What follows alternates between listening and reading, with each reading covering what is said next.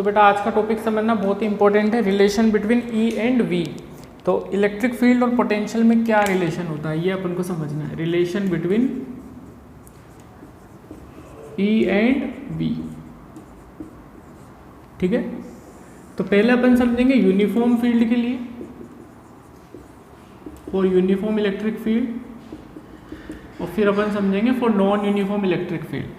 तो uniform electric field के लिए ई और वी में क्या रिलेशन होता है, ध्यान से सुनना। सबसे पहली बात तो यूनिफॉर्म इलेक्ट्रिक फील्ड किस तरीके से बनाते हैं अपन, तो आंसर है इक्विडिस्टेंट पैरेलल लाइंस अगर आप ड्रॉ कर रहे हो तो वो रिप्रेजेंट करती है यूनिफॉर्म इलेक्ट्रिक फील्ड को। अब यूनिफॉर्म इलेक्ट्रिक फील्ड में दो पॉइंट है ए और बी। ए का पोटेंशियल है वी ए और बी का पोटेंशियल है वी बी। अगर मैं आपसे पूछूं कहाँ का पोटेंशियल ज़्यादा होगा तो आपका आंसर होगा ए का पोटेंशियल ज़्यादा होगा एज कंपेयर टू बी। क्यों? क्योंकि electric field line flow from high potential to low potential. तो अगर इलेक्ट्रिक फील्ड लाइन ऐसे चल रही है बेटा, इसका मतलब ये वाला एंड हाई पोटेंशियल होगा और ये वाला कैसा होगा, लो पोटेंशियल। तो ए वाला पॉइंट और बी वाले पॉइंट में जो पीछे होगा वो हाई पोटेंशियल पे होगा, जो आगे होगा वो लो पोटेंशियल पे होगा, अगर इलेक्ट्रिक फील्ड इस तरीके से चल रही है। तो आपको तो याद रखना है electric field flows from high potential to low potential. तो फिर इन दोनों पॉइंट के बीच में कितना पोटेंशियल डिफरेंस होगा उसका रिलेशन बताना है मुझे ई के साथ। ठीक है ना, यूनिफॉर्म इलेक्ट्रिक फील्ड है।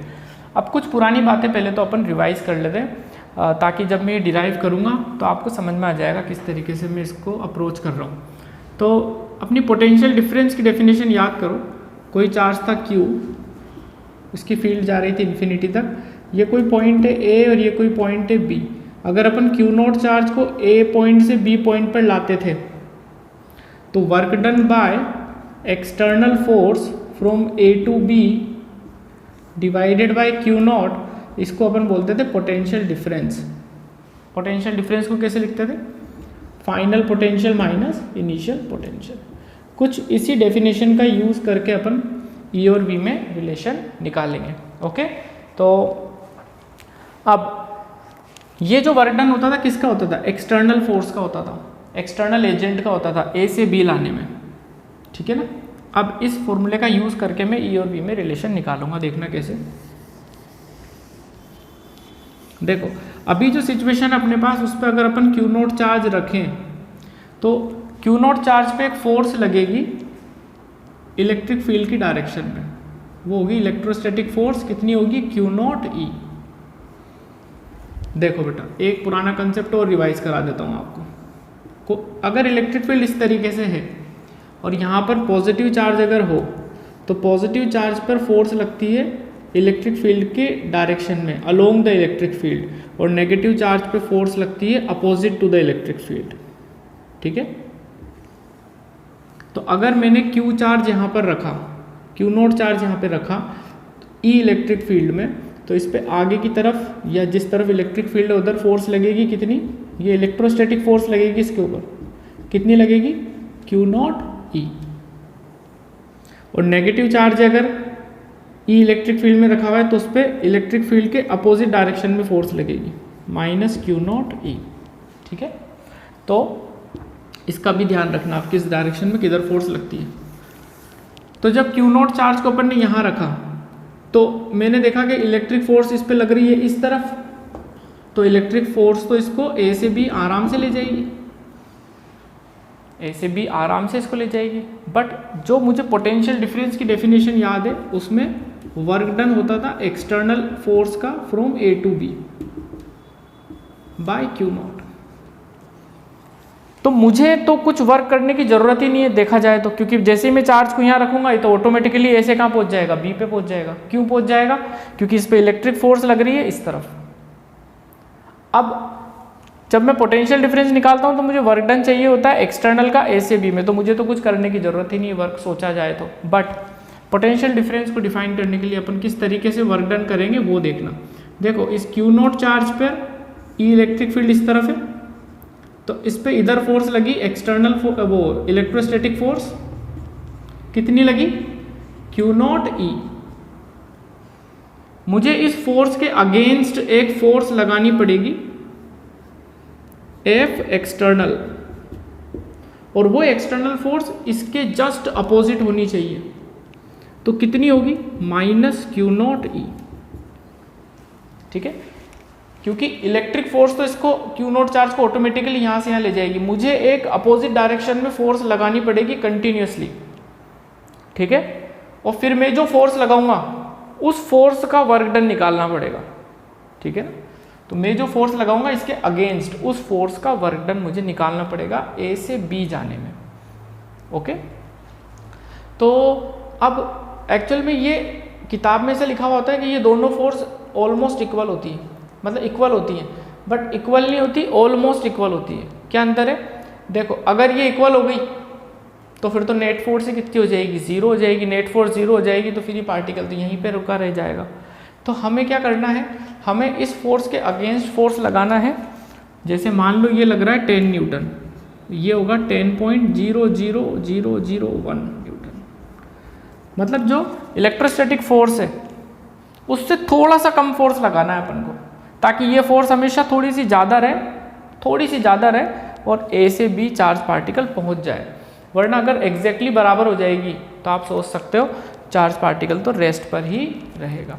इसलिए अपन को थोड़ा सा कम रखना है, बस नेग्लिजिबल अमाउंट कम रखना है, ताकि ये पार्टिकल धीरे धीरे खिसकता चला जाए कहाँ पे? ए से बी पे।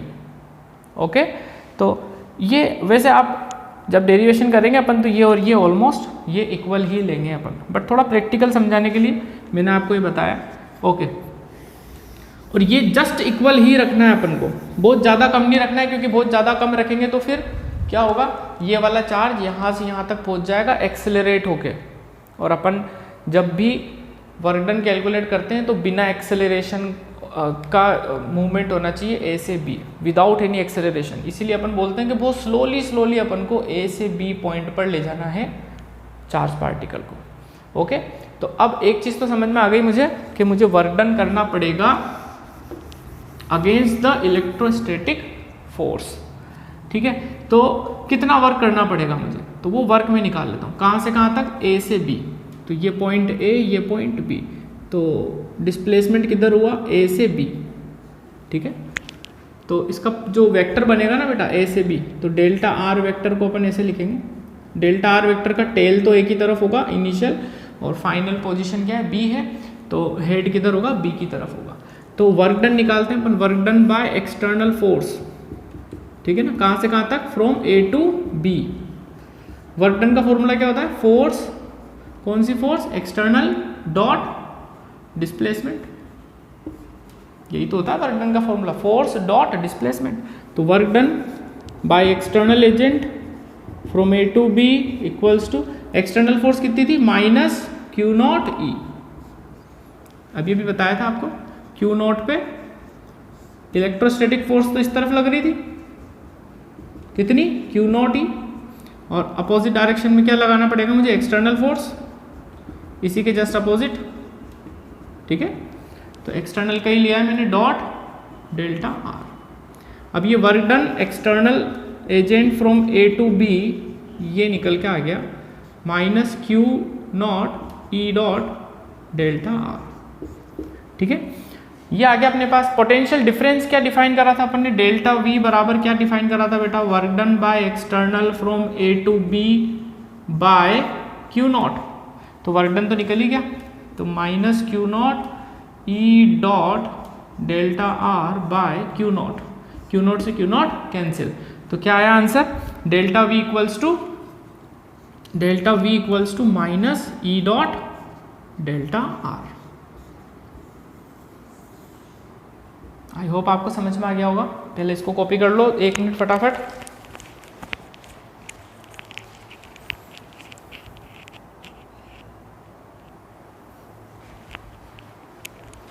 तो ये पोटेंशियल डिफरेंस आया है अपने पास, कहाँ से कहाँ तक का?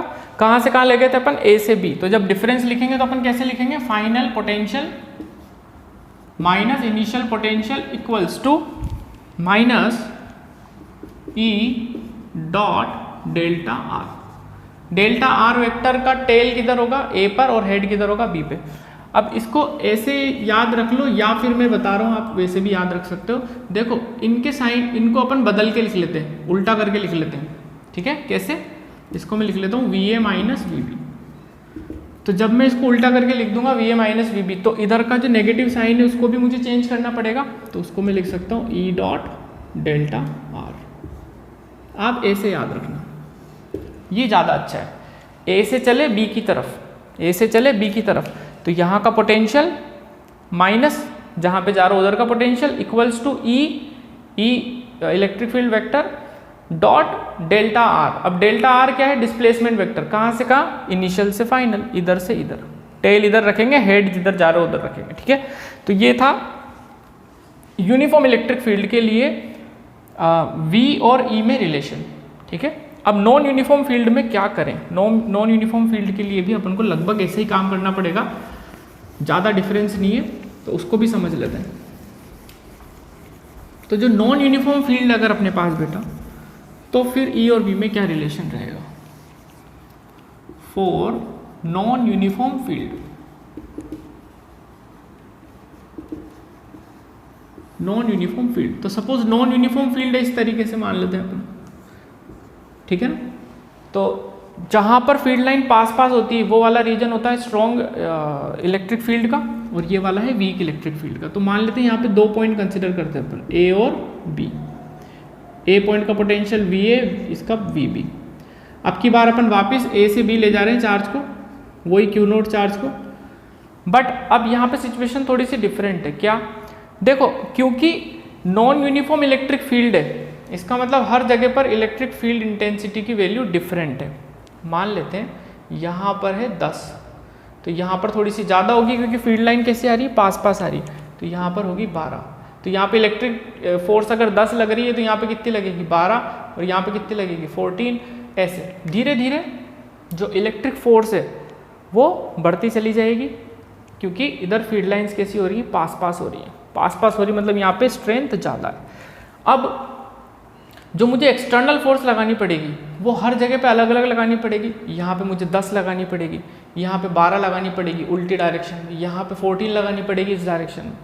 यानी मुझे तो हर पॉइंट पर इलेक्ट्रिक फोर्स के अगेंस्ट जो वर्क करना है, तो उस फोर्स का मैग्नीट्यूड जो होगा वो हर वक्त वेरी करेगा।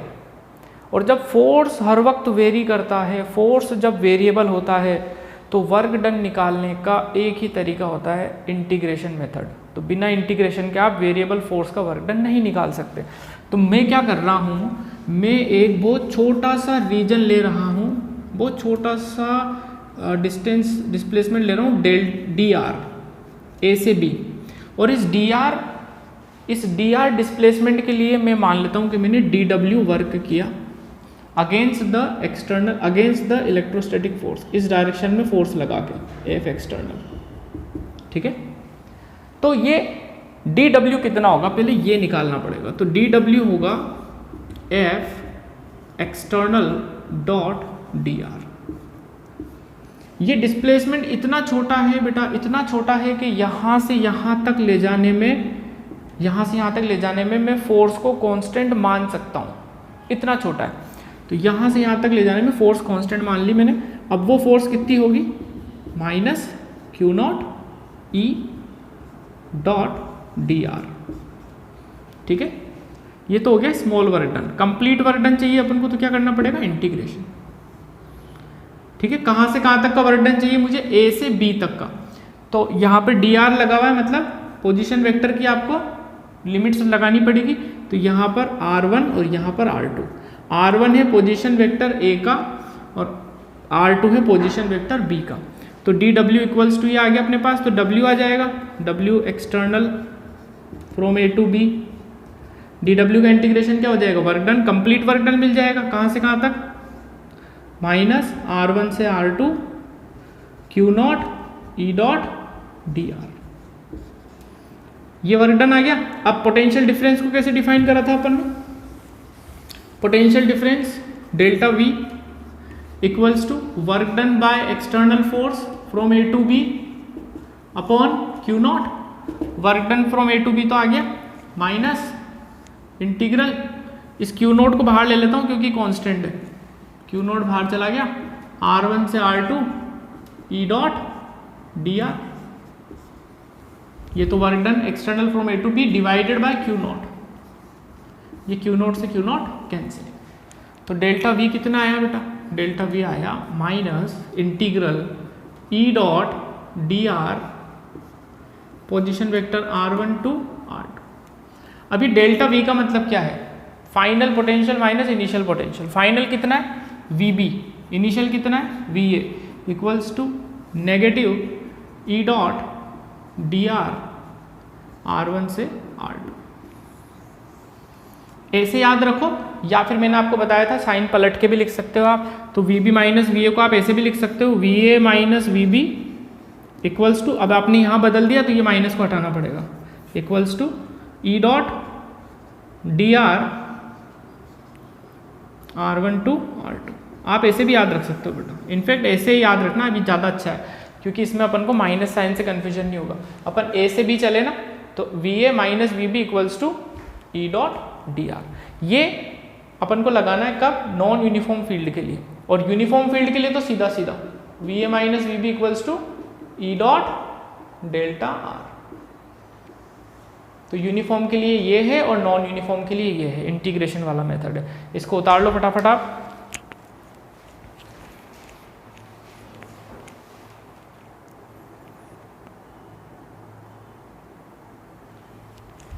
अब कुछ क्वेश्चन ले लेते हैं फटाफट फटाफट अपन, ताकि अपन को ये कंसेप्ट लगाना भी आ जाए, किस तरीके से सवालों पे आपको लगाना है। तो देखना,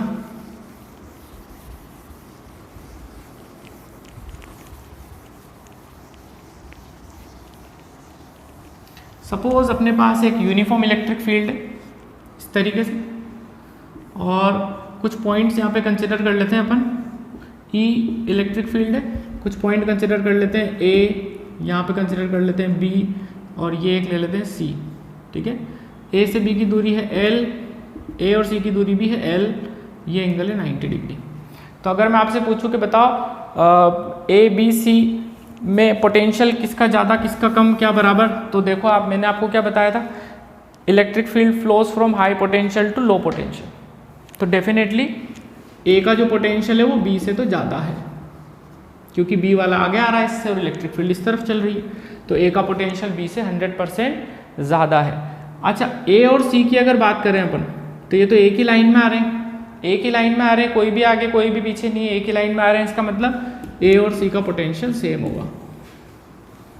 एक चीज़ तो ये समझ में आनी चाहिए आपको, तो जो पॉइंट्स एक ही लाइन में आ रहे हैं यूनिफॉर्म इलेक्ट्रिक फील्ड में, उन सब का पोटेंशियल एक जैसा होगा, और जो पीछे हैं उनका ज़्यादा होगा और जो आगे हैं उनका पोटेंशियल कम होगा, अगर इलेक्ट्रिक फील्ड इस तरीके से चल रही है तो।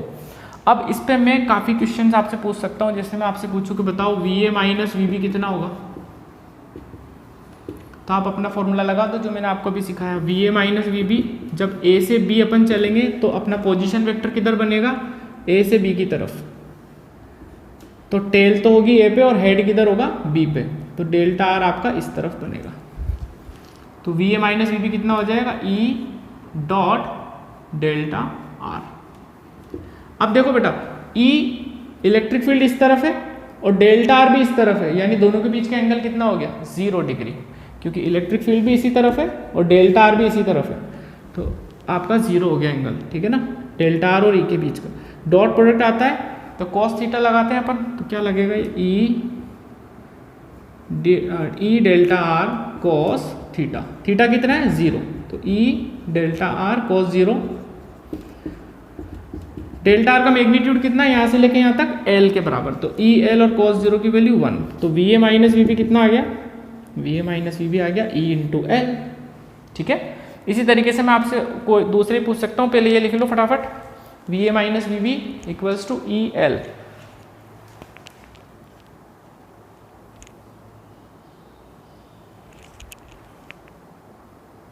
इसी तरीके से मैं आपसे और भी क्वांटिटीज पूछ सकता हूँ। मैं आपसे पूछ सकता हूँ कि आप मुझे बताओ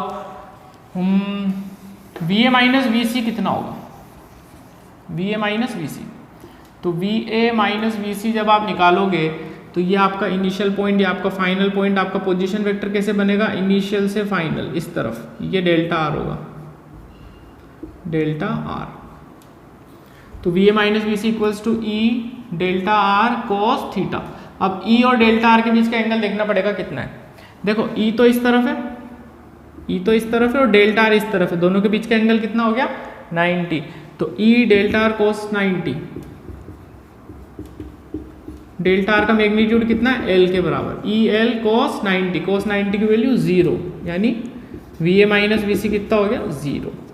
वी ए माइनस वी सी 0 होने का मतलब वी ए इक्वल्स टू कितना हो गया वी सी। देखो मैंने आपको यहाँ लिखा भी रखा है वी सी और वी ए क्या होंगे सेम होंगे, वो इसी वजह से होता है बेटा, ठीक है ना। हर वो पॉइंट जो सेम लाइन पे आ रहे हैं यूनिफॉर्म इलेक्ट्रिक फील्ड में, उन सब का पोटेंशियल क्या होगा सेम होगा। तो V A minus V C बराबर V A minus V C equals to 0। इसी तरीके से आपसे क्या पूछा जा सकता है,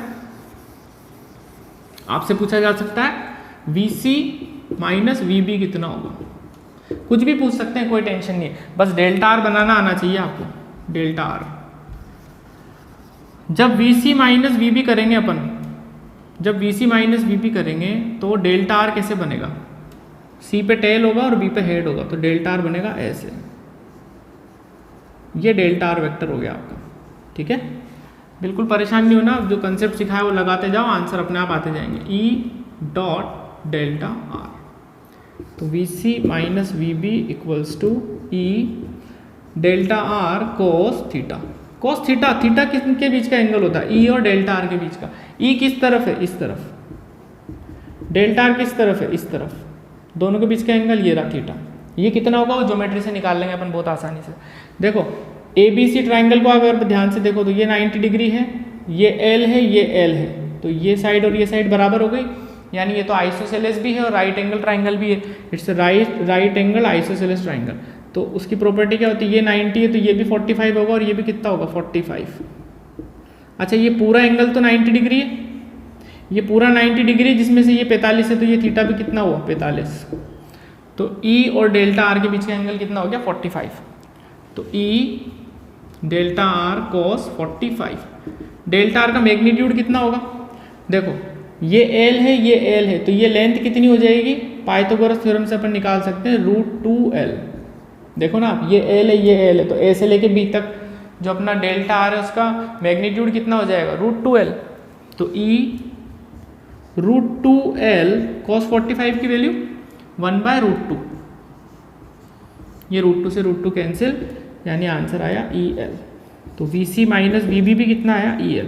ये अपन डायरेक्ट भी कर सकते थे अगर MCQ होता तो। कैसे, देखो C और A का पोटेंशियल तो एक जैसे ही होगा, देखो ना C और A का पोटेंशियल, तो VC माइनस VB को मैं ऐसे भी लिख सकता हूँ VA माइनस VB, VC की जगह VA लिख सकता हूँ ना बेटा, एक ही पोटेंशियल है, और VA माइनस VB तो मैं पहले ही निकाल चुका हूँ, कितना आया था EL, तो अभी भी कितना आएगा EL, ठीक है। अब लिख लो इसको फटाफट। तो इस तरीके से आपको अपने फॉर्मूले लगाने आने चाहिए ठीक से।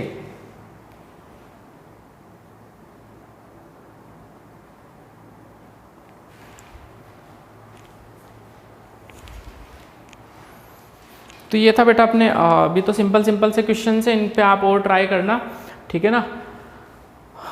फिर और क्वेश्चन से चलो उसके लिए एक वीडियो और बना लेंगे अपन, पहले आप इतना ट्राई कर लेना, ओके।